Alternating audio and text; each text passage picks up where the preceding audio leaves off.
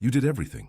You held the image in your mind, spoke the words aloud, acted as if it were already real, and then sat in silence waiting for something to shift. Days passed, then weeks.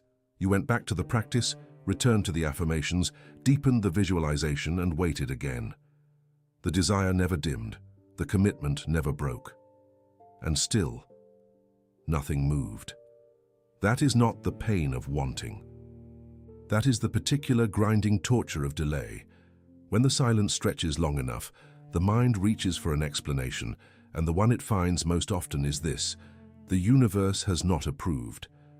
You begin to wonder whether your desire is somehow wrong, whether you asked for too much, whether the timing is not yours to decide.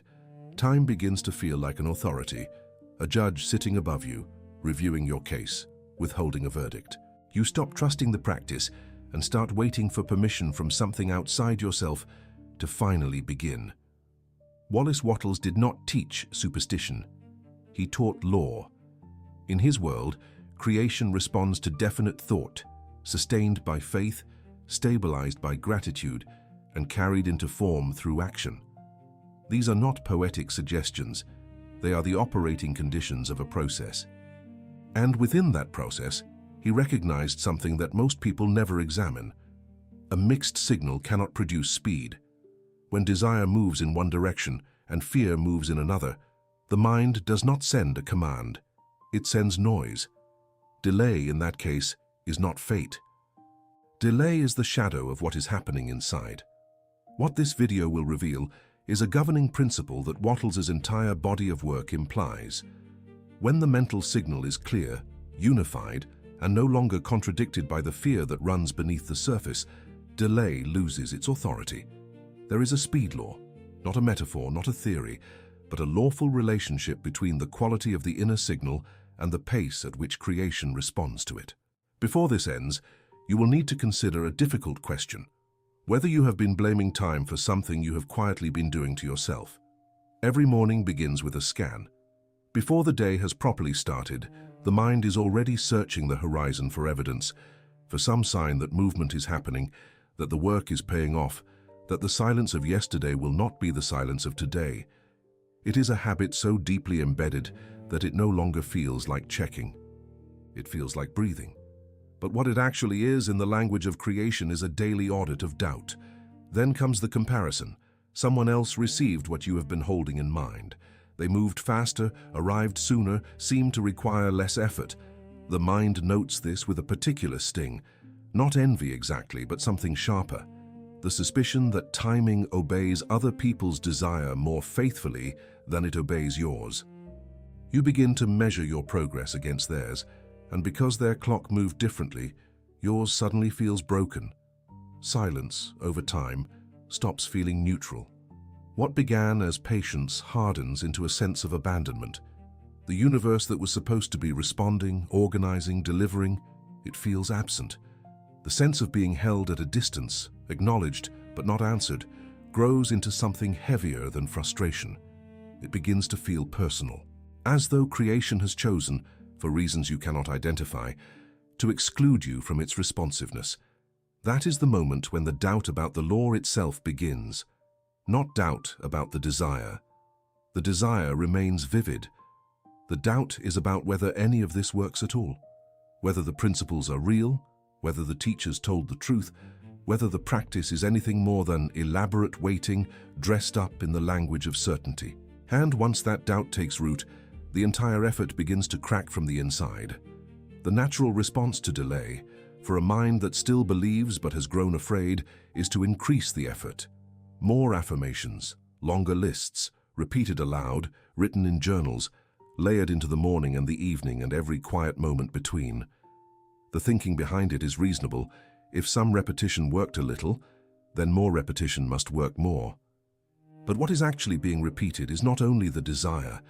Fear is riding inside the repetition, and it grows louder the more desperate the practice becomes.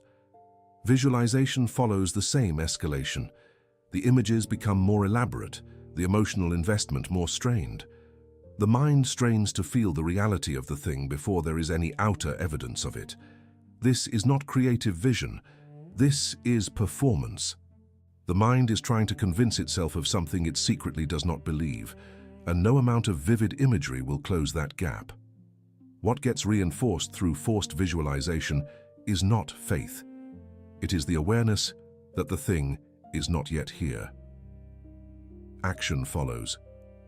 Frantic movement, calls made from anxiety, decisions taken without clarity, pivots driven not by intelligent direction, but by the terror of staying still. The activity looks like boldness from the outside. From the inside, it is flight. It is motion chosen not because it serves the signal, but because standing still with an unfulfilled desire has become unbearable, and so the energy scatters, the effort multiplies, and the results remain inconsistent. What none of this corrects is the actual source of the problem. Every layer of added intensity is built on the same foundation: the belief that the desire has not yet arrived because something has not been done with enough force. The word that never gets examined is clarity. Intensity and clarity are not the same thing. A person can pour enormous emotional force into a signal that is still, at its core, divided. And a divided signal, no matter how loudly it is sent, does not travel as a command. It travels as noise. There is a cost that rarely gets named, and it is this: panic does not purify the signal, it contaminates it. When the body is in a state of urgency, the mind cannot hold a definite, stable impression of what it wants. The urgency keeps pulling the attention toward what is absent, what is wrong, what is dangerous. And so the mental transmission does not carry the form of the desired thing. It carries the emotional charge of its absence. Creation responds to what is held in the mind. If what is held is the fear of not having, then what gets organized around the person is exactly that: the condition of not having sustained. Then comes the checking. Every time doubt prompts a review of the outer world for evidence that the desire is arriving, the mind is temporarily abandoning its inner position and submitting to appearances for validation. That seems harmless. It does not feel like a problem to glance at circumstances and assess the situation. But each act of desperate checking reintroduces the question the signal was supposed to have already answered. It says, in effect, "I do not yet know whether this is true," and a signal that keeps reopening its own conclusion cannot move in one direction. Emotional over-effort produces something else: friction. Not external friction, inner friction. The mind that strains to feel what it does not yet feel, that works against its own disbelief with sheer will, generates a kind of mental turbulence. In that turbulence, the impression of the desired thing cannot stabilize. It flickers. It loses definition. The channel that should carry a clean command becomes cluttered with the residue of effort itself, with striving, with anxiety, with the grinding noise of a mind fighting its own doubt in real time. This is the hidden cost that Wattles' framework forces into view. The viewer is not sending one signal, they are sending two. Desire moves toward the goal. Fear moves against it simultaneously. The same channel carries both. What arrives at the other end of the transmission is not a coherent order, it is a contradiction. And a contradiction does not command creation, it stalls it. What looks like the universe withholding is, very often, the mind cancelling what it just sent. Everything changes when the frame shifts. Speed, properly understood, is not a reward for working harder. It is not something extracted from creation through emotional force. Speed is the natural behavior of a system that is not being obstructed. When a river runs without obstacle, it moves. The river does not need to try. It does not need to demonstrate its intention. It moves because nothing is blocking the channel. The law operates the same way. Strain in this context is not a virtue, it is a symptom. When a person must strain to hold belief, it is because something beneath the belief is pulling in the opposite direction. The strain is the signal that contradiction is present. It is not evidence of commitment, it is evidence of division. And no amount of sustained effort dissolves division. Only recognition dissolves it. Only seeing exactly where the signal breaks and correcting it at that point. The principle that governs speed is unity. The thought, the expectation, the speech, the action. When these face the same direction simultaneously, The inner transmission is clean. What it sends is not complicated. It is a single coherent impression of a desired reality, held without internal argument, carried forward by the next available action. That is not a mystical condition. It is a mental one, and mental conditions can be changed. The next section reveals why delay is not permanent. It reveals why a clear signal has a particular authority in the process of creation, an authority so fundamental that Wattles built an entire methodology around maintaining it. What you're about to receive is not motivation. It is a governing law. And once you see it clearly, what has felt like waiting will begin to look like something you can actually change. Creation, in Wattles' framework, does not move according to desire alone. It moves according to the clarity and definiteness of the thought through which that desire is expressed. A vague wish, held loosely, drifts. A definite impression, maintained with inner order, organizes reality around itself. The difference between those two mental states is not a matter of spiritual worthiness or cosmic favor. It is a matter of signal quality, and signal quality governs the pace at which the formless becomes form. The most important single condition is this: the definite thought must not be contradicted by fear. This is not a peripheral point. It is the axis on which the entire speed question turns. Wattles understood that fear is not simply an emotion. Fear is a thought about what is not, what cannot be, what will go wrong. When fear occupies the same mental space as desire, they do not coexist peacefully. They cancel, and a signal in the process of cancelling itself cannot carry a clean command to creation. Faith in this system is not the same as optimism or emotional warmth. Faith is the sustained direction of thought. It is the mental decision to hold the impression of the desired thing without requiring outer evidence to confirm the holding. When faith is present, the signal does not need external validation to remain stable. It continues because the mind has committed to continuing. That commitment, maintained over days and weeks without being argued back to zero, is what keeps the channel open. Gratitude performs a specific function in the process. It keeps the mind oriented toward supply rather than toward lack. A mind focused on what it already has and on the abundance from which its desire will come maintains a receiving posture. It stays open. Gratitude is, in operational terms, the stabilizer of the signal. It prevents the channel from drifting toward complaint, toward resentment, toward the mental state of poverty, all of which interrupt the transmission. Action carries the signal from inner to outer. Without movement into the world, the clearest possible impression remains only impression. Wattles was never passive. His certain way was always active, but active in a particular direction, toward the form of the desire, with the full attention of an organized mind. Action taken from clarity is different in quality from action taken from panic. One extends the signal, the other scatters it. The law requires all four conditions together: definite thought, faith, gratitude, and aligned action. When all four are present, the signal is not just clear, it is complete. There is something important to understand about what Wattles actually taught, because it is frequently misrepresented. He did not teach vague wishing. He did not offer the comfortable instruction to simply hold happy thoughts and wait for circumstances to rearrange themselves. His framework was precise. It demanded a particular internal order, a quality of mind that is not natural for most people and must be built through consistent effort. The certain way is called certain because it is exact, not because it is easy.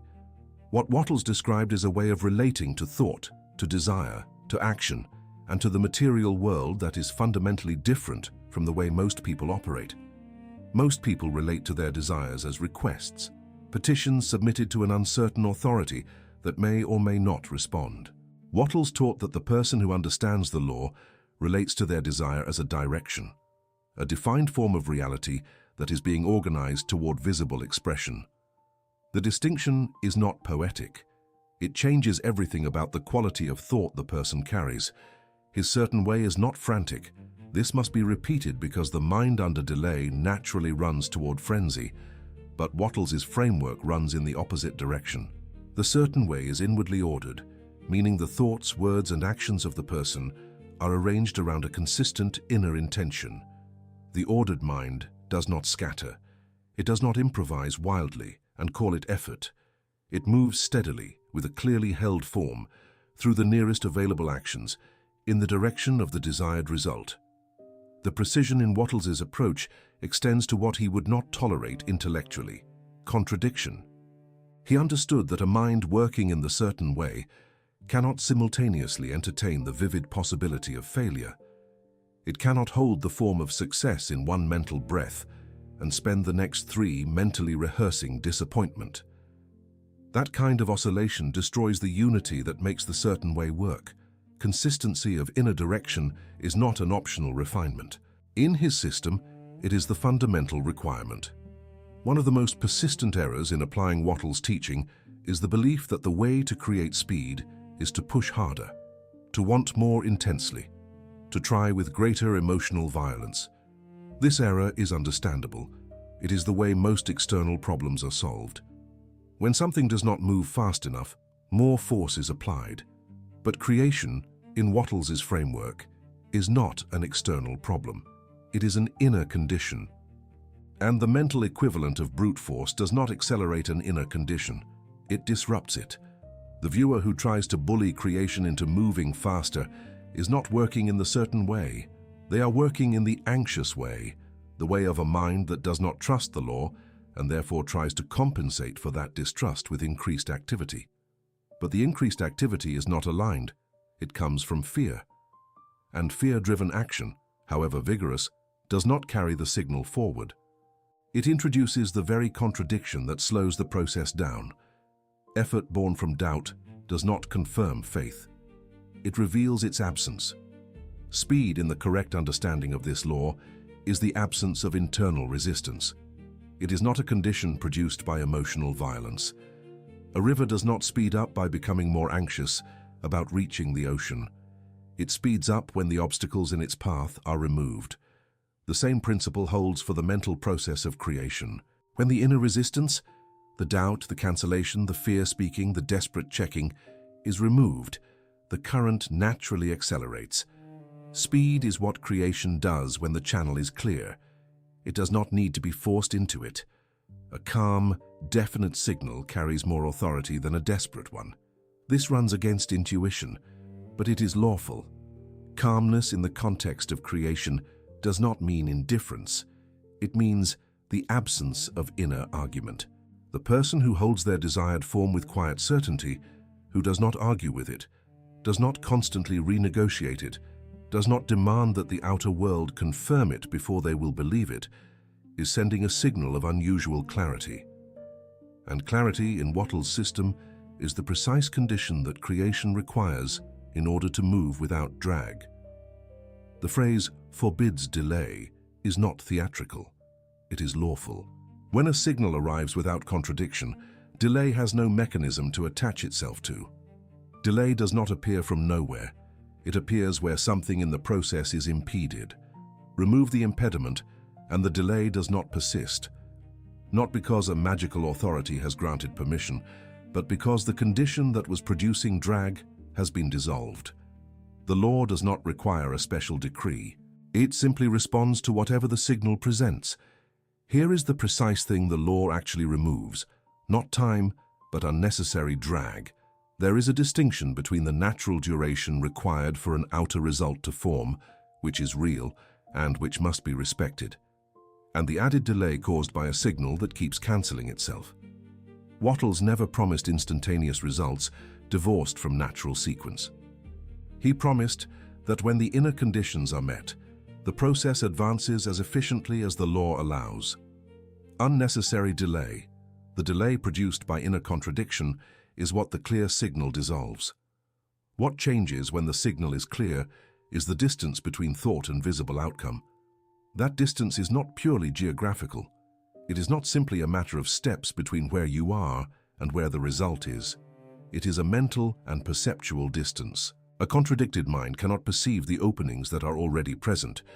It cannot recognize the contacts, the doors, the movements that would carry it forward, because its attention is fractured between desire and fear. A clear signal restores unified perception, And with unified perception, the shortest path between thought and result becomes visible and actionable. The promise embedded in the title is speed through order, not speed through panic. This matters because the viewer approaching this teaching with a history of urgent effort needs to understand that the solution is not more of what they have already been doing. The solution is a different quality of inner organization. Wattles's speed law is the law that says, organize the inside correctly, and the outside responds with proportional efficiency. The clarity of the command is the measure of the response. When contradiction ends, delay ends with it. The clear mental signal is not a feeling. Feelings shift. The clear mental signal is a mental structure, a form held in the mind with such consistency that it does not require daily renegotiation. When you wake in the morning, the form of your desire does not need to be reconstructed from scratch. It is there, settled, as real in your mind as your own name. That settledness is not complacency. It is the signature of a signal that has stopped arguing with itself. The first element of the clear signal is desire without inner argument. Desire on its own is neutral. Every person who has ever lived has desired things. But most desires arrive with an immediate counter-argument attached, a voice that begins the moment the want is acknowledged and proceeds to explain why it is unlikely, too much, too slow, too ambitious, too fragile. That counter-argument is not wisdom. It is interference. The clear signal is the experience of desire that has separated itself from the counter-argument, not by suppressing it, but by no longer giving it authority. Faith, as a component of the clear signal, is not a perpetual mood of confidence. It is something more structural, the refusal to allow doubt to rewrite the direction. Faith does not mean the viewer never feels uncertain. It means that when uncertainty arises, it is recognized as a momentary weather pattern passing through, not as new evidence about the truth of what has been set in motion. The person operating from faith continues to hold the form and move toward it, regardless of what the emotional climate is doing on any given day. The coherence of the signal, its clarity, comes specifically from the alignment of thought, speech, expectation, and action. These four do not need to be synchronized occasionally. They need to be synchronized continuously. A mind that thinks toward a desired form in the morning, speaks against it in the afternoon, carries an expectation of failure by evening, and takes action from panic the following day is not sending a unified transmission. Each element of that sequence is pulling in a different direction. What reaches creation is not a signal. It is four signals at war. Loudness plays no role here. This is perhaps the most counterintuitive aspect of the mechanism, and it deserves to be stated plainly. Volume does not equal clarity. A person can shout a desire with enormous emotional intensity and still be sending a broken signal. Another person can hold the same desire quietly, with absolute inner coherence, and send something that creation can actually act upon. The distinguishing feature is not the strength of the wanting, it is the coherence of the command. A mental order that does not cancel itself, one that moves in a single direction without revision, has a quality that cannot be manufactured through emotional force. It can only be achieved through inner order. The sequence that produces speed is invisible in its early stages. Nothing dramatic happens at the beginning. There is no announcement, no outer signal that the mechanism has been engaged. What happens first is internal. A clear signal creates stable perception. The mind that is no longer oscillating between desire and fear, between faith and doubt, begins to hold a consistent inner orientation. And consistent inner orientation changes what the mind notices. Perception, it turns out, is highly selective. The human mind, at every moment, is surrounded by more information than it can consciously process. What it chooses to register, what it lifts from the background and brings into focused awareness, is determined largely by what it is oriented toward. A mind dominated by fear of failure will perceive evidence of threat, of limitation, of why things cannot work. A mind holding a clear, definite signal will perceive something else entirely: openings, matching opportunities, adjacent paths. Connections between where it is and what it is moving toward that a contradicted mind would pass over without recognition. Those matching openings, once perceived, lead to clean action. Not frantic action, clean action.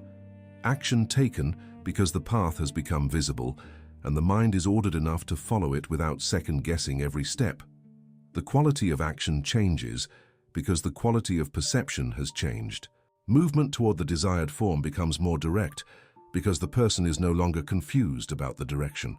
They see clearly, they move accordingly, and that clarity of movement is faster by nature than the scattered effort of someone who sees poorly.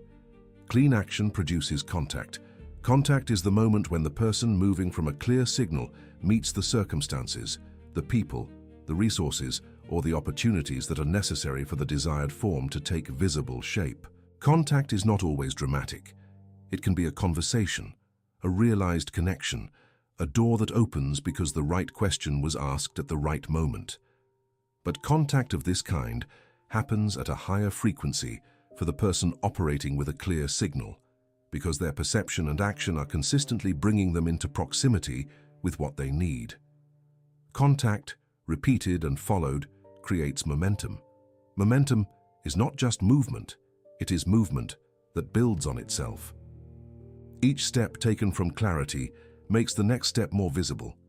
Each contact made from a unified signal produces conditions that prepare the ground for further contact. The system begins to accelerate not because an external force has decided to favor the person, but because the internal condition that produces clear perception and clean action has become self-reinforcing. The clearer the signal, the cleaner the action. The cleaner the action, the more contact. The more contact, the faster evidence accumulates. Evidence appears.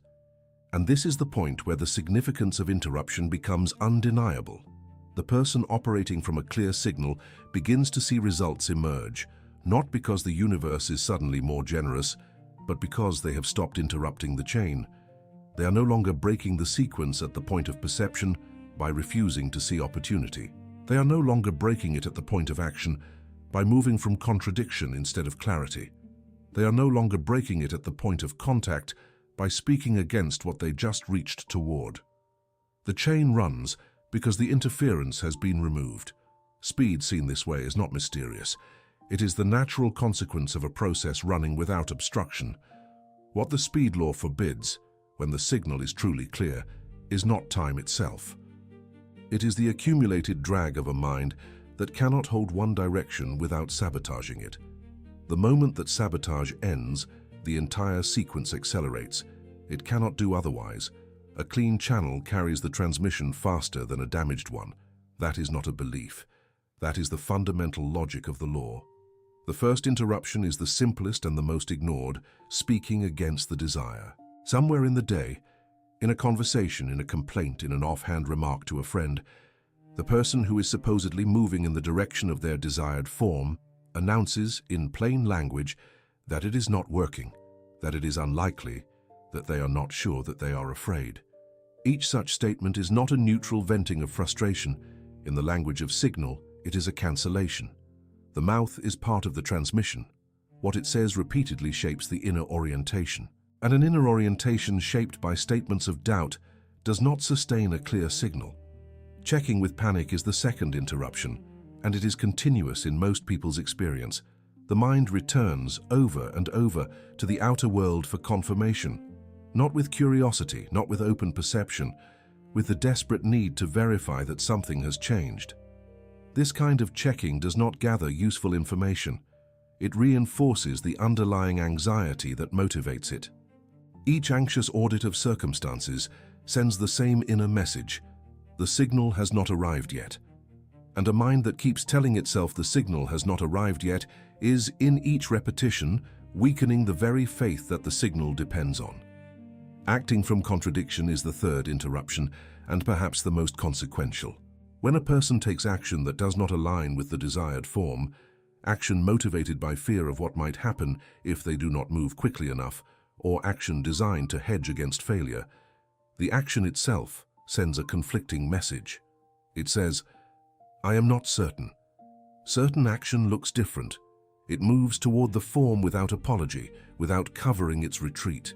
Uncertain action scatters in multiple directions simultaneously, producing effort without direction. Changing the form every day is a less obvious interruption, but a serious one. Under pressure of silence, the mind begins to revise. Maybe the form should be different. Maybe this goal is wrong. Maybe something else would arrive faster. Each revision abandons the field before the signal has had time to produce its effect. A signal sent for one form today, revised into a different form tomorrow, and changed again the day after produces nothing coherent. Creation cannot organize around a moving target. Treating silence as denial is its own form of interference, one that converts the neutral absence of outer evidence into the active inner experience of rejection. Silence is not denial. It is the interval between the signal being sent and the visible form taking shape. But a mind that reads silence as denial begins to respond to it as though the case is closed. It withdraws the faith, stops the gratitude, reduces the action. The signal drops. What felt like a no from the universe was, in most cases, simply the gap between transmission and visible response, a gap the mind chose to fill with fear.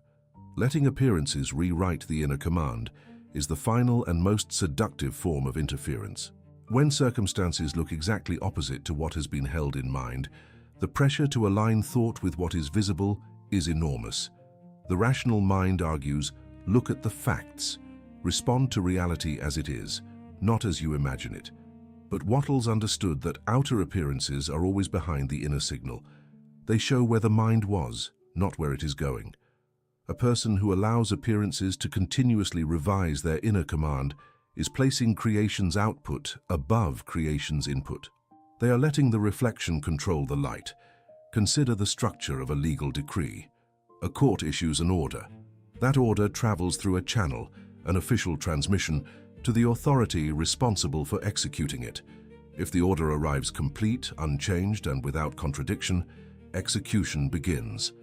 If the order is intercepted, altered, or arrives in conflict with a second contradictory order issued by the same court an hour later, execution stops. Not because the institution has decided to be unhelpful, but because the system cannot execute contradictory commands. It waits for clarity. The signal that the mind sends into the creative process operates according to the same logic.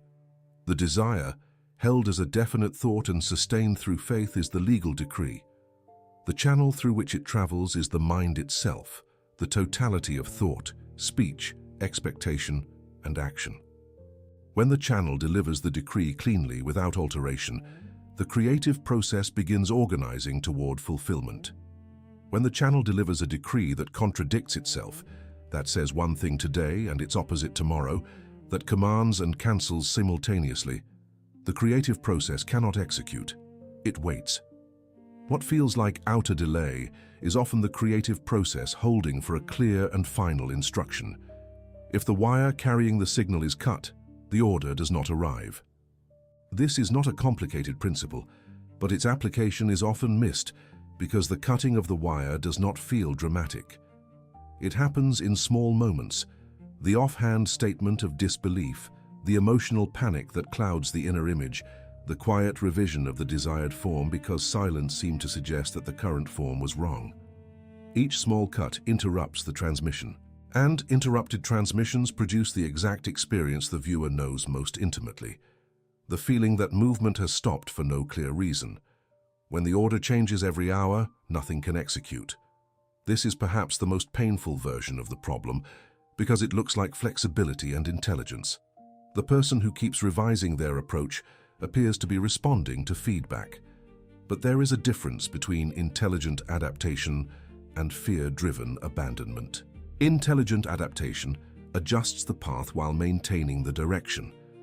Fear-driven abandonment changes the destination itself, dismantles the inner order, and rebuilds it around a new form, only to dismantle it again when that form also fails to produce immediate evidence. Under this pattern, the creative process never reaches the stage of execution. It is always receiving new instructions before the previous ones have produced a result. Delay, seen through this metaphor, is not always a message from outside. It is not always the universe saying no. More often, in the experience of the person who has been practicing sincerely, Delay is the signal inside the system that says, the transmission is not yet clean enough to execute. That is a correctable condition. It requires not more effort but more order, a decision to send one command, hold it steady and stop issuing revocations. When that decision is made, the decree reaches its destination unchanged, and when the decree arrives unchanged, the system executes. Speed begins not when time relents, but when the order remains unchanged long enough for the mechanism to act upon it. The enemy is not time. This must be established before anything else can be corrected, because the entire emotional structure of delay, the frustration, the exhaustion, the quiet despair, is built on the premise that time is what stands between the viewer and what they want. Once time is named as the opponent, the viewer becomes passive. They wait, they endure, they hope for a change in the duration of things, but nothing changes the duration because duration was never the real problem. The real problem is interruption. What actually stands between the signal and its fulfillment is the act of interruption, continuous, habitual, and largely unconscious. The signal is sent, and then it is interrupted, sent again, and interrupted again. The pattern repeats with a regularity that disguises itself as waiting. But the viewer who looks honestly at what is happening inside, at the thought patterns, the speech, the moment-to-moment emotional commentary on the absence of evidence, will see that waiting is not what is actually occurring. What is occurring is active, constant interference. The wire is being cut and recut before the transmission ever completes. The viewer who keeps interrupting the signal and then calls the result waiting is not wrong in a simple sense. They genuinely experience it as waiting. The gap between action and result feels like time passing, but the inner mechanism reveals something different. The gap is not the passive passage of time. It is the active accumulation of interruptions. Every cancellation statement adds to it. Every anxious check adds to it. Every revision of the form adds to it. What looks like a long wait is, underneath, a long chain of self-imposed obstacles, each one invisible in the moment it is created, collectively responsible for the delay that feels so inexplicable. The most effective interference does not announce itself as interference. It arrives wearing the language of wisdom. I'm just being honest. This is how the mind justifies speaking against a desire that has not yet arrived, by framing the cancellation as intellectual integrity.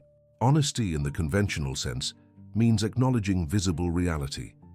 But in the context of the creative process, speaking the current outer appearance as though it were permanent and final is not honesty about reality. It is honesty about the delay, and it reinforces the delay rather than resolving it. I'm only checking the facts. The mind that performs this type of audit believes it is being rational and grounded. It looks at circumstances as they stand, measures the gap between what is and what is desired, and draws conclusions. But in the process, it is doing something that the creative process cannot absorb without disruption. It is treating current appearances as authoritative evidence about future outcomes. The facts being checked are old. They are the result of past signal quality, not evidence about what the current clean signal is in the process of producing. Checking the old facts to evaluate the new signal is like reading last month's financial statement to decide whether today's decision was sound. I don't want to fool myself. Fear, when it wants to be believed, puts on the clothes of protection. The viewer who says this is positioning their doubt as a guardian, something that keeps them safe from the embarrassment of unrealized expectations. But the underlying operation is the same. The mind is choosing to treat the absence of outer evidence as reason to reduce inner commitment. The protection, in practice, is not against disappointment. It is against continuation. It stops the signal from running long enough to produce the result that would end the doubt. I need proof before I believe. This is the most familiar phrasing of the reversal. The demand that the outer world confirm the inner position before the inner position is fully adopted. Wattles' framework runs in the opposite direction entirely. The inner commitment comes first. The outer evidence follows from it. Demanding proof before belief is not being reasonable. In the specific logic of the creative process, it is placing the output before the input. The mechanism does not work in that direction, and the person who insists on that order will wait indefinitely. Because what they are waiting for, proof that arrives before belief, is a condition the law does not produce. Each of these phrases feels protective and reasonable from the inside. That is precisely what makes them dangerous. Interference that announced itself clearly. "I am about to interrupt your signal," would be corrected immediately. Interference that poses as intelligence, as caution, as honest self-assessment, persists for years unchallenged. The viewer who recognizes their own inner language in these phrases is not being criticized. They are being shown the mechanism by which the most sincere and committed practitioners of the creative process unknowingly interrupt the very work they believe they are doing. What does it cost to keep the interference? First and most obviously, it produces the experience of repeated delay. Not a single delay that eventually resolves, but the same delay arising again and again, regardless of how many times the practice is renewed. The viewer restarts the process, clears the doubt for a few days, holds the signal with renewed commitment, and then watches the same pattern emerge. The signal wavers, the doubt returns, the interruptions accumulate, and the delay reasserts itself. The loop continues, not because the law has failed, but because the mechanism has not been seen clearly enough to be corrected at its actual source. Over time, the cost is faith itself. The person who cycles through this pattern repeatedly loses faith, not in themselves exactly, as though that happens too, but in the law. They stop believing that creation responds. They adopt a worldview in which the principles were never really reliable, in which the teachers who described these laws were either mistaken or operating in a context that does not apply to ordinary people. This is the most serious consequence of sustained interference, because it closes the mind to the very framework that could correct the experience. The interference succeeds not only in delaying results, it eventually dismantles the mental architecture that might have produced them. There is an exhaustion specific to this pattern that deserves to be named: emotional starts and stops. The person begins with full commitment and high energy, sustains it for a period, hits the wall of silence, allows doubt to enter, loses the state, rebuilds it with fresh effort, hits the wall again. Each cycle is draining in a way that simple repetitive effort is not. The exhaustion of the start-stop pattern comes from the internal conflict, from the mind simultaneously moving forward and pulling back, from the energy spent not only on the practice but on the continuous internal negotiation between faith and fear. That negotiation has a cost. Over months and years, it empties the very capacity for committed belief. The cruelest part of the pattern is where the blame eventually lands. The viewer who has repeated this cycle enough times begins to understand dimly that something is wrong at the source, but the source they identify is creation itself. They blame the law, they blame the universe, they blame the timing, they blame the system they were taught. What they do not see, because the interference has disguised itself so effectively as intelligence and honesty, is that they have been blaming the channel for a signal they kept breaking. The delay was authored inside. The interruptions were theirs. Creation was not withholding. It was waiting for an order that would hold long enough to execute. Breaking the pattern begins with a single cognitive correction. Stop treating delay as final evidence. Delay is information. It says something has slowed the process, but it does not say the process is over. It does not say the desire is wrong. It does not say the law has reviewed the case and issued a rejection. Treating delay as evidence of finality is a category error, and once the error is seen, the emotional grip of delay weakens.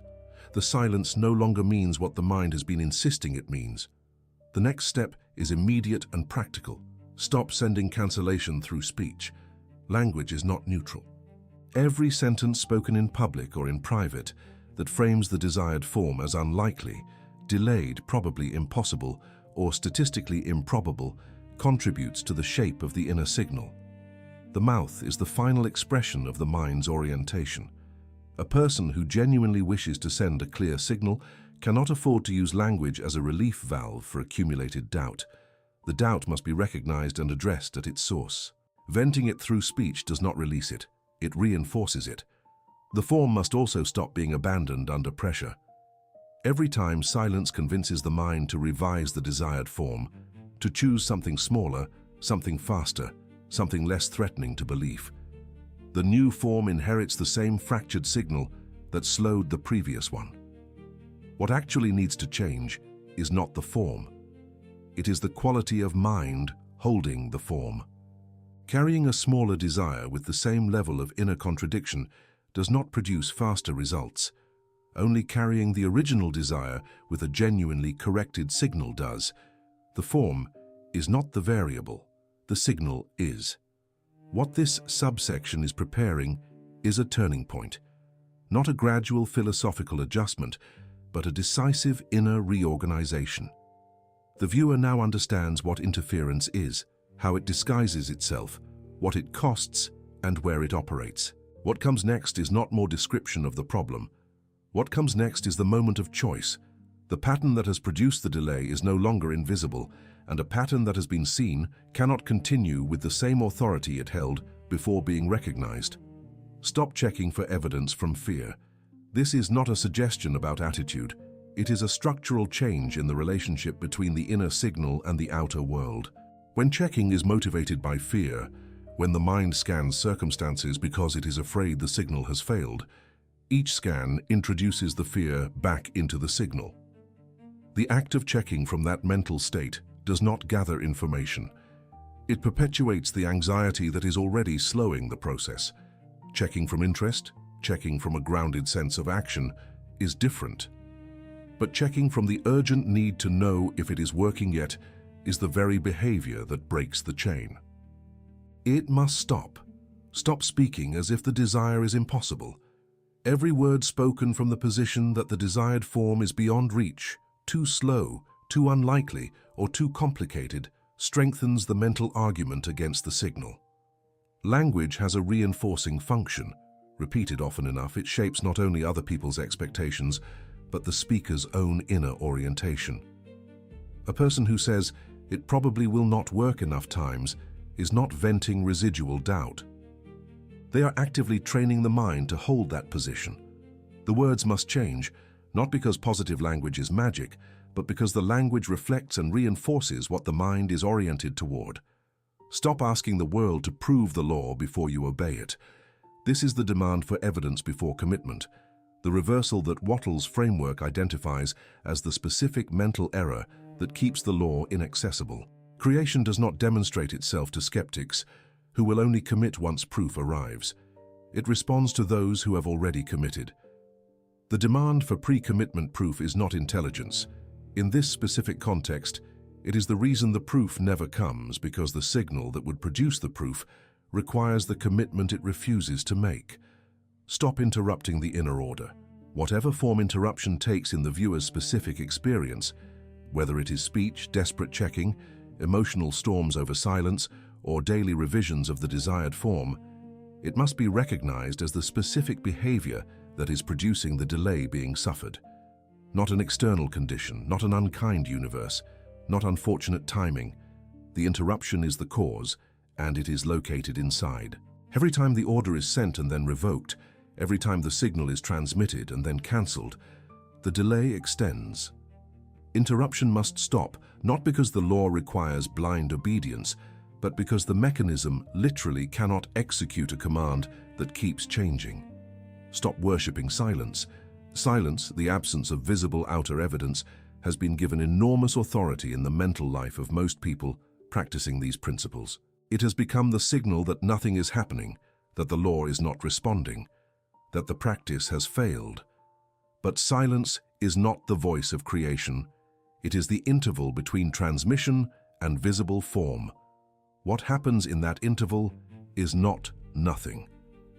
The signal is being acted upon in ways the outer senses cannot yet perceive. Treating that interval as sacred negative evidence, as proof of rejection, withdraws the very faith and expectation that the process requires to complete. The silence must be held differently, not as verdict, but as gestation. Speed requires coherence. This is the central acceptance, and it cannot be shortened into something more comfortable. Coherence is not a nice addition to the process of desire. It is the governing condition of speed itself. A mind that accepts coherence as the requirement stops searching for techniques to force faster results and starts examining the quality of its own inner organization. The entire orientation of effort shifts, from demanding that creation move faster to asking where the signal is currently broken. That shift in orientation is not a passive surrender. It is a precise correction of the approach. Faith is not a mood. This distinction is one of the most practically significant in the entire teaching. A mood cannot be sustained through the silence. It rises with excitement and falls with disappointment, perfectly tracking the outer appearances that it should be independent of. When faith is understood as a mood, the person practicing these principles rides an emotional cycle that mirrors their circumstances rather than governing them. When faith is accepted as sustained direction, as a commitment of the mind to hold the form and move toward it regardless of emotional weather, it becomes a structural element of the signal. It does not require good days to persist. Gratitude holds the mind in the position of supply. The acceptance of gratitude as a daily practice, not a sporadic expression of thankfulness when good things happen, but a sustained orientation toward abundance, is what prevents the signal from drifting toward the mental state of poverty. A mind continually touching the gratitude for what already exists maintains its connection to the creative source from which the desired form is coming. It does not close down the channel with resentment, complaint, or the conviction that what is desired is being withheld. It remains open. Open minds receive what closed minds cannot. Action must confirm the signal. Every day contains opportunities for movement toward the desired form that most people under delay pass over, because they are waiting for a larger, more obvious opening. The certain way moves through the nearest available action, the concrete present step that is aligned with the direction. Taking that step from a clear signal does more than move the body. It confirms the inner commitment. It says, in the language of physical reality, that the mind means what it has been declaring. That confirmation has a function in the creative process. Action from a clear signal is evidence that the signal is real, and reality responds to evidence. Delay has less room when contradiction ends. This is the acceptance that closes the turning point. Not that delay disappears instantly, not that results arrive the moment the signal is corrected, but that delay's grip loosens in proportion to the degree of internal unity achieved. Every contradiction removed from the signal reduces the drag. Every aligned thought, every aligned word, every action taken from clarity tightens the transmission. The process accelerates by degrees, corresponding to the degrees by which the internal interference is resolved. Accepting that relationship, understanding that the improvement of the signal is the direct cause of the shortening of delay, moves the viewer from passive sufferer to active cause. Speed is law when my signal is clear. Say this not as an affirmation performed to generate a feeling, but as a statement of fact, a claim about how the creative process operates. Speed is governed by a law. That law connects the quality of the signal to the pace of response. When the signal is clear, the law applies. When the signal is broken, the law is suspended not by an external authority, but by the condition of the signal itself. Holding this statement as fact changes the relationship to delay. It is no longer something that happens to the viewer.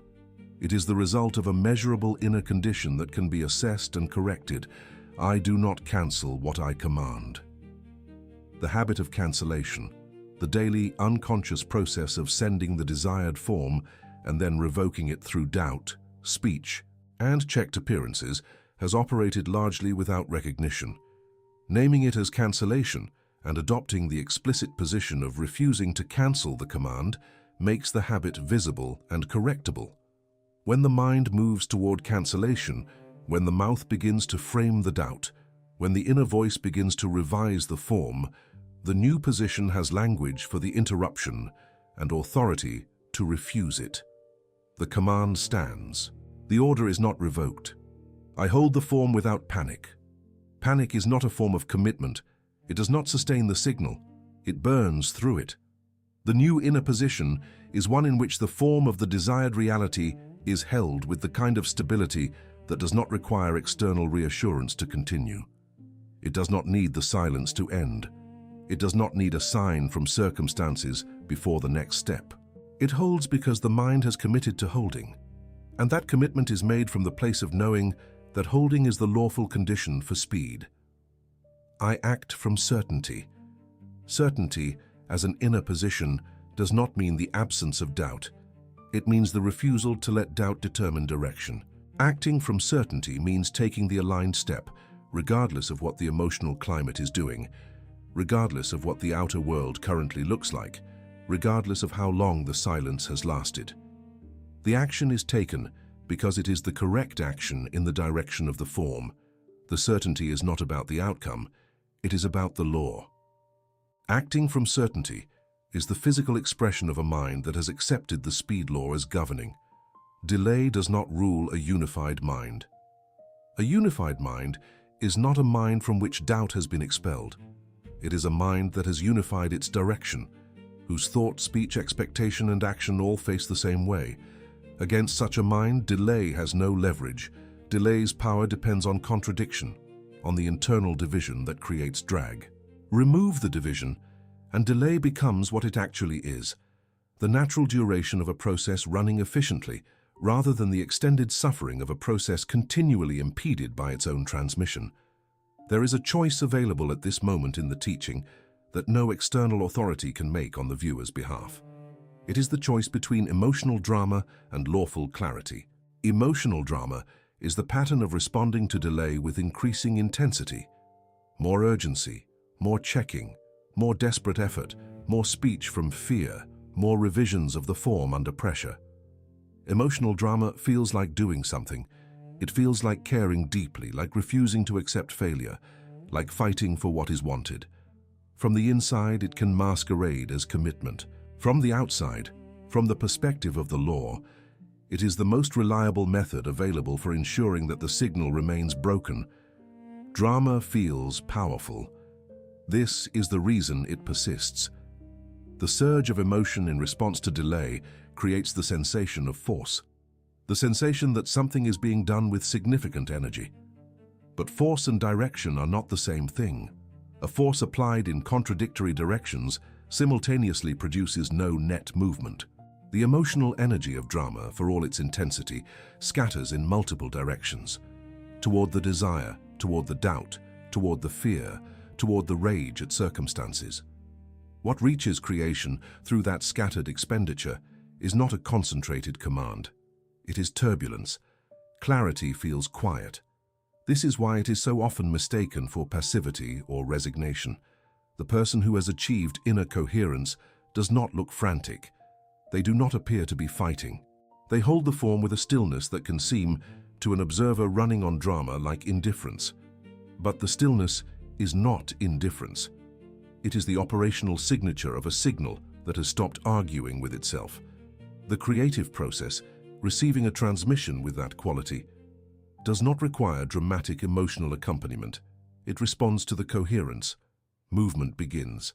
And it is more reliable, more self-sustaining, and ultimately faster than anything produced by emotional violence.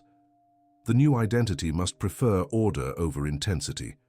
This is the specific preference that the turning point requires the viewer to adopt, not as a philosophical position, but as a lived practice. When the impulse toward drama arises, when the mind begins to escalate into urgency, and the body follows with the physical sensations of panic, the new identity recognizes that response and chooses differently, not by suppressing the emotion, but by returning to the signal. By asking, what does the form require right now? What is the aligned action? What is the next step from clarity? That return, made again and again every time drama calls, is the practice of the speed law in daily life. The day begins with an act of naming. Before assessment of circumstances, before reviewing what arrived or did not arrive overnight, before the mind runs its habitual scan for evidence, the form is stated clearly. The desired reality is named with specificity, not, I want more abundance, but the precise form of abundance that has been set in motion. This naming is not affirmation for its own sake. It is the act of establishing the day's inner orientation before outer appearances have had an opportunity to override it. The first direction the mind takes in the morning shapes what it will perceive for the remainder of the day. Once the form is clearly named, a brief, honest audit follows. Not an audit from fear, not a check of whether it has arrived yet, but a functional question. Do my thoughts, my speech, and my planned actions today agree with the form I just named? This question locates contradiction efficiently. If the thoughts dwell on absence, the audit reveals it. If the speech planned for today includes statements that frame the desired form as uncertain, the audit reveals that too.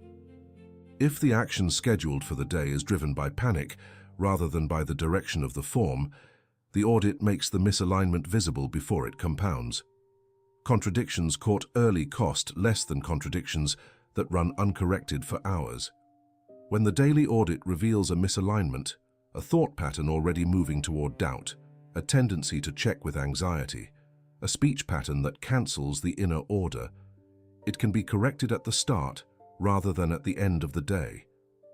The correction is not complicated, it is a return to the signal. The misalignment is recognized, named as interference, and released. The form is re-established. The day proceeds from that corrected position. When delay appears in the day, when circumstances look exactly opposite to what is held in mind, the instruction is, do not dramatize it. The appearance is noted. It is not ignored.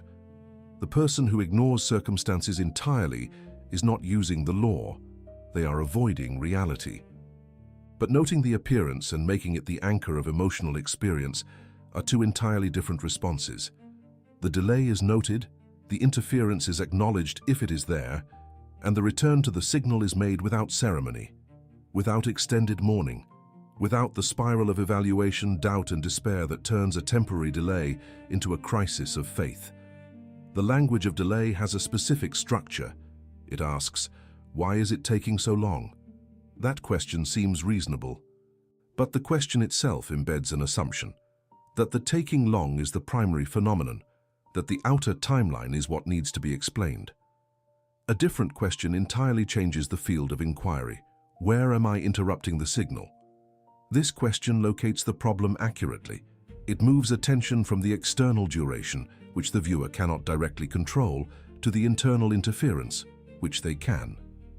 The replacement of one question with the other is not word play. It is a genuine reorientation of where the mind looks for causes. When the thought, nothing is happening, arises, and it will arise because silence is real and the mind narrates it, the replacement is precise.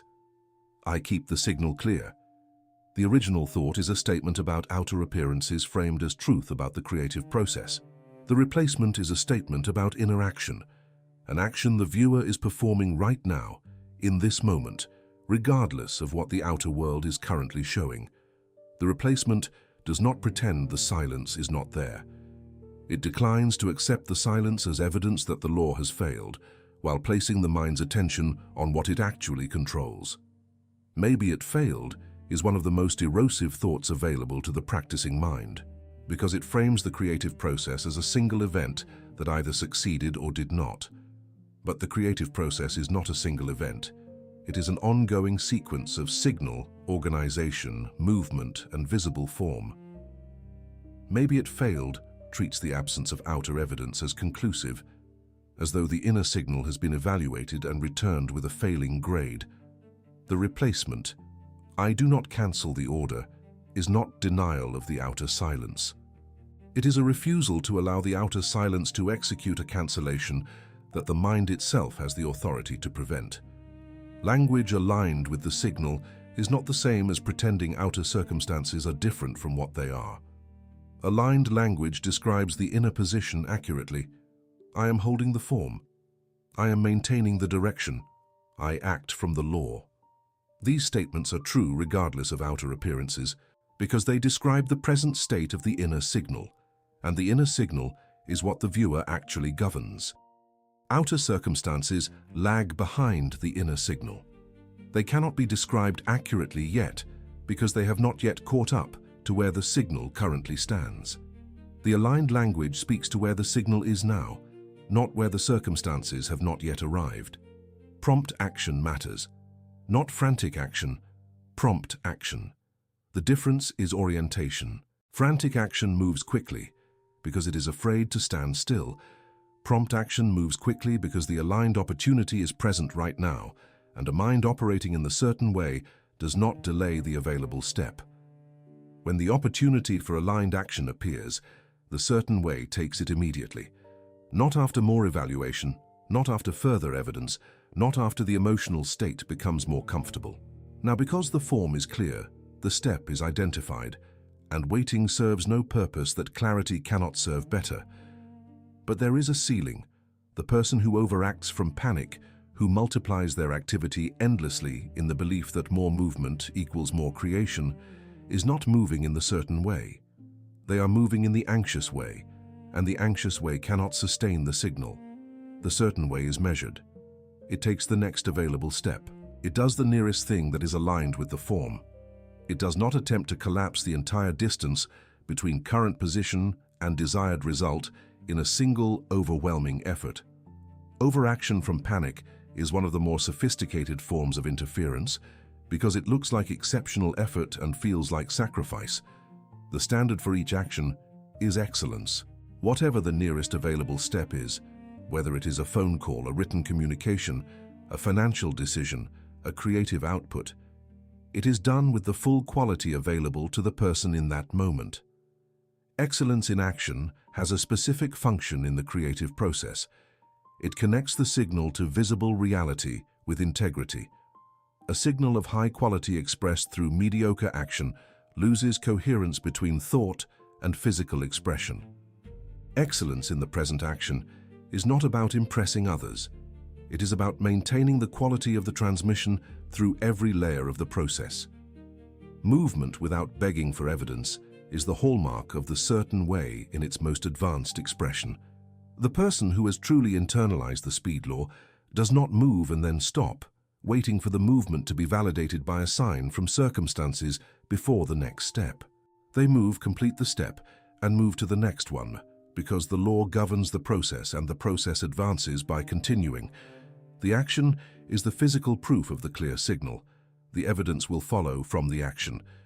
Demanding evidence before action inverts the sequence and prevents the proof from ever arriving. Doubt will return. This is not a forecast of failure. It is an accurate description of the human experience of learning any new law. The mind has operated with its current patterns for years, in some cases for decades. A single teaching, however clear, does not rewire those patterns permanently on first encounter. What matters is not the prevention of doubt's return, which is not fully within the viewer's control, but the speed and precision of recovery from it. When doubt returns, the first instruction is simple. Pause. The pause is not defeat. It is the moment of recognition, the instant in which the mind, instead of following the doubt wherever it leads, recognizes that a familiar interruption has reappeared. The pause prevents the interruption from compounding. Without the pause, doubt flows directly into speech, into anxious checking, into panic-driven action, into the full pattern of interference that has been responsible for previous delays. The pause creates the space between the arrival of doubt and the response to doubt. That space is where recovery happens. From the pause, the interruption can be identified. Where specifically did the signal break? Was it a thought that reintroduced the fear of failure, a conversation that sent cancellation through language, an appearance, a bill, a closed door, an absent sign that was allowed to rewrite the inner command? Identifying the specific interruption is more useful than a general sense that the faith has dropped. It locates the break in the wire precisely, which makes the repair targeted rather than general. The reaffirmation that follows identification is not a performance of confidence. It is the act of re-establishing the inner order that was disrupted. The form is stated again. The direction is reasserted. The signal is rebuilt from its last clear position. This is not starting over. It is returning to a known point on the path and continuing from there. Reaffirmation without gratitude, however, is incomplete. Gratitude must be re-entered, specifically the gratitude for what already exists and for the certainty of the process itself. Gratitude restores the receptive posture that doubt closes. Consider a person who wants financial change, not a vague hope for more money, but a specific form, a particular income level, a specific type of work, a concrete transition from one financial reality into another. They have held this form for months. They have read the materials. said the words, taken some steps, but their financial reality has not yet changed visibly, and the delay has begun to erode the practice. They tell people it probably will not work. They check their bank account with dread. They take actions motivated by what they fear will happen if nothing changes, rather than by the direction of what they want. The signal carries both the form of the desire and the weight of the fear simultaneously. The turning point for this person is not a new affirmation or a more detailed visualization. It is a decision about the quality of the inner transmission. They decide, with the precision of someone who now understands that the signal, not the form, is the variable, to unify the inner experience of this particular desire. The form remains unchanged. What changes is the interference pattern. The conversations that express doubt about the financial outcome are stopped. The speech redirects, not into false enthusiasm, but into alignment. I am moving in this direction. I am holding this form. The choices they make about attention, time, and movement begin to align with the form. The financial steps that exist right now, the nearest available actions, however small, are taken with full commitment and full quality. The checking of bank accounts from dread is replaced with a functional relationship to financial information. Information is noted, actions are taken, the inner signal is not disturbed. The faith that the form is coming does not require the account balance to confirm it before it will sustain itself. The signal runs clean. What emerges over the following period is not magical, it is lawful. The unified mind perceives financial opportunities that the divided mind previously overlooked. Conversations that would have been missed are now engaged. Decisions that would have been deferred are now made from clarity. Movement becomes directional rather than scattered, and the delay, not the total duration required for visible form to manifest, but the unnecessary delay produced by continuous interference, decreases. The person did not acquire a new technique. They corrected the quality of their inner transmission. The law responded to the correction. Speed is not magic. It never was. The person who holds that frame, who searches for the supernatural explanation for why some desires arrive quickly and others seem frozen in time, will not find what Wattles was actually offering. Wattles was not teaching mysticism without mechanism. He was identifying a lawful relationship between the quality of the inner signal and the pace at which creation responds to it. That relationship is not contingent on favor, timing, spiritual status, or cosmic mood. It is the operation of a precise law, available in principle to anyone who is willing to understand its conditions. Speed is lawful coherence. When the signal is coherent, when thought, speech, expectation, and action face a single direction without internal contradiction, the creative process advances with a natural efficiency that resembles acceleration. What it actually is, viewed precisely, is the absence of drag.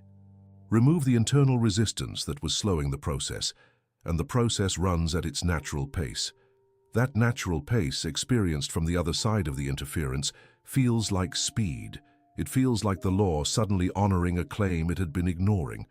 But the law never ignored anything. The signal was simply never clean enough to execute. Delay loses its power when the signal stops splitting. This is the final compression of everything taught in this video. The delay being suffered is not the punishment of a passive universe. It is the measurable consequence of a signal that has been divided by doubt, by cancellation, by contradiction between inner command and outer commentary. Every point at which the division is healed, the delay shrinks. Every interruption removed from the transmission shortens the gap between the inner form and its outer expression. The signal does not need to be perfect, it needs to be unified. And unity, unlike perfection, is available right now. In the old pattern, the experience of desire was inseparable from panic. Wanting something intensely meant fearing its absence intensely.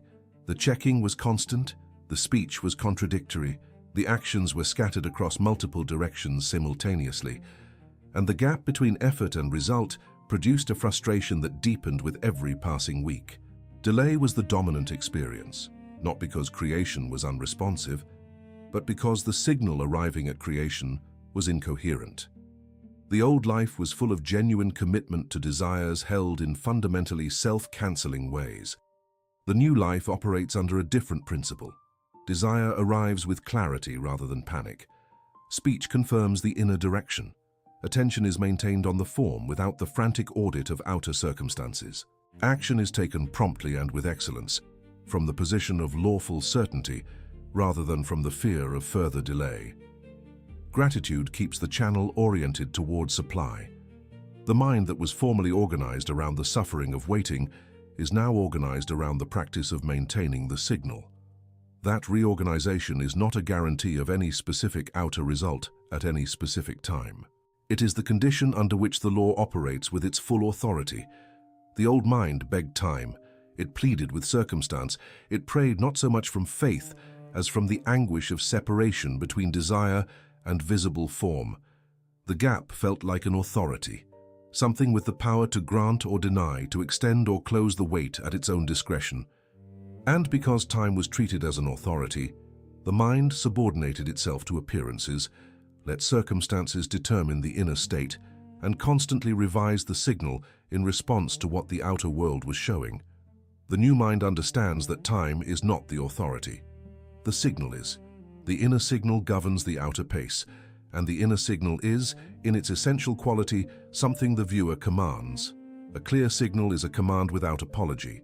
There is no hedging in it, no internal footnote that says, unless this is too much to ask, or if circumstances allow, or provided the timing suits. A clear signal is a definite thought sustained in faith, stabilized in gratitude, and expressed through action. And it moves through the creative medium with the authority of an order that does not require external confirmation before it takes effect.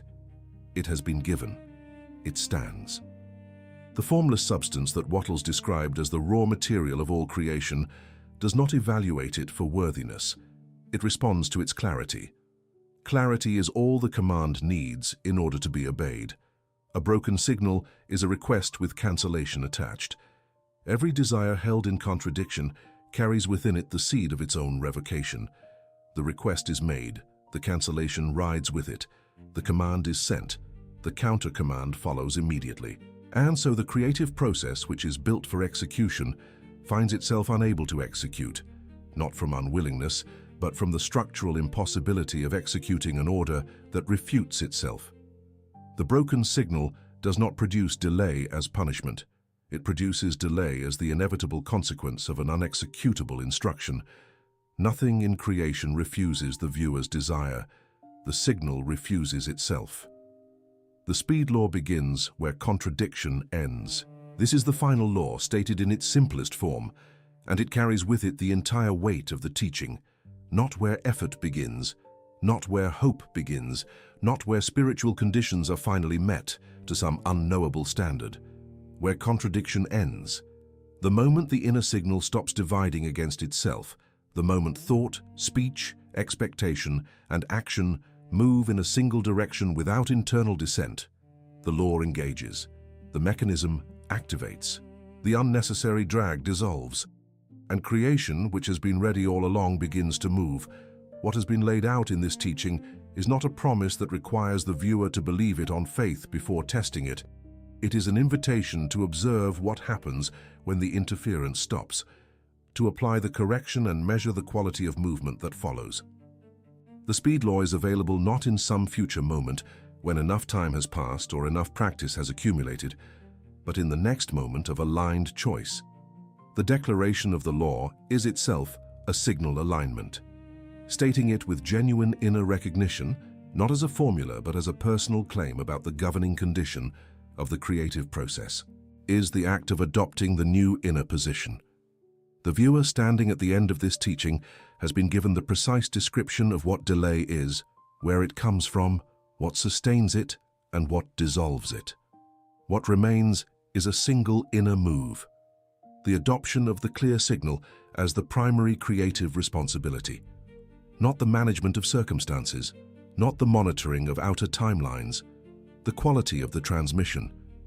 When that becomes the governing priority, when the viewer stops fighting time and starts maintaining the signal, the law takes its place as the authority it has always been.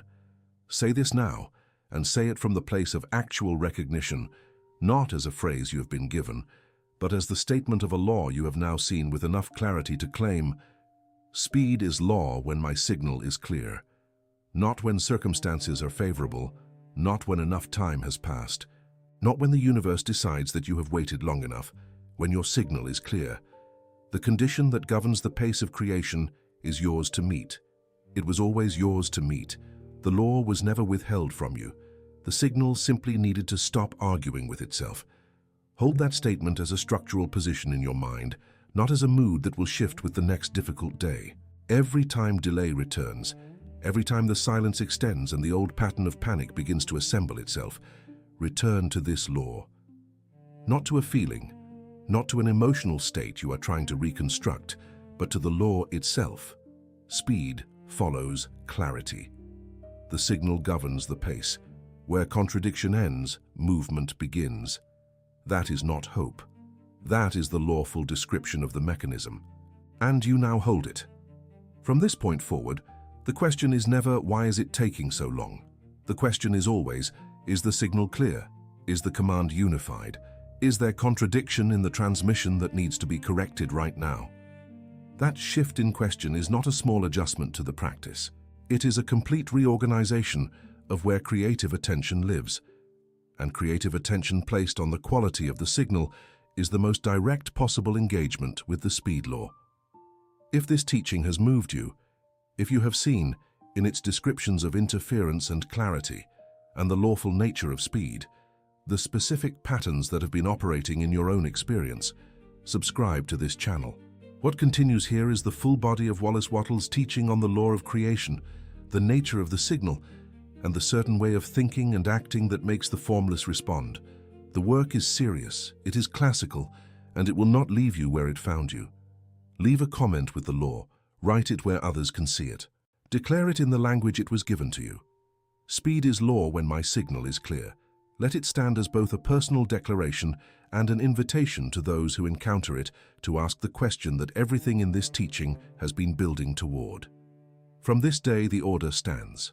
Whatever the desired form is, whatever the specific reality you have been holding, sending, and watching in silence, the order is no longer subject to revocation under the pressure of delay. The signal goes out and remains. Not because the circumstances have confirmed it, not because the silence has ended, not because outer evidence has arrived to validate the faith. The order stands because it has been given, and a mind that has understood the speed law does not cancel what it commands. The signal will be maintained. Not through emotional perfection, not through the elimination of every passing doubt, but through the steady practice of returning to the form, returning to the aligned action, returning to the gratitude, returning to the clear transmission every time interference attempts to interrupt it. The signal is the responsibility. Everything that follows belongs to the law, and the law is exact. What it receives, unified and clear, it organizes into visible form. Delay is forbidden where the signal is clear.